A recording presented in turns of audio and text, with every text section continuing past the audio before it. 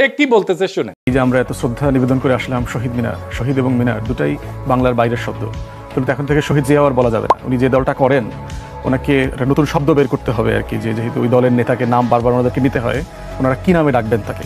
তো শহীদ জিয়া তো শহীদ বলা যাবে না, অন্য কিছু বলতে হবে। তাহলে শহীদ মিনারে যদি নাম পরিবর্তন না হয় তাহলে তো ওনারা ফুল দিতেও আসতে পারবেন না, ওনাদের দলের পক্ষ থেকে আসা উচিত না। তাহলে ওনার নামের যে তিনটে অংশ, ইকবাল, হাসান, মাহমুদ, তিনটা আরবি শব্দ। ওনার বাবা, ওনার তাহলে সমস্যাটা কোথায়? সমস্যাটা এখানে ভাষার না, ওনাদের বেড়ে ওঠার সমস্যাটা, সংকটটা বুঝতে হবে।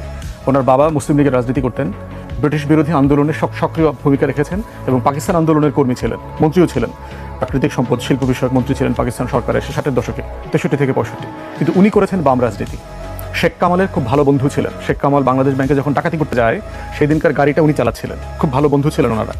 তো সেই রকম একটা বাস্তবতায় যখন ওনাদের এসে বাংলাদেশি জাতীয়তাবোধ, ইসলামী মূল্যবোধের রাজনীতির যে ফ্রেম বিএনপির, এই রাজনীতিটা করতে হয়, ওনার চিন্তার ফ্রেমের সাথে ওই রাজনীতিটা আসলে যায় না। এই যে আমরা এত শ্রদ্ধা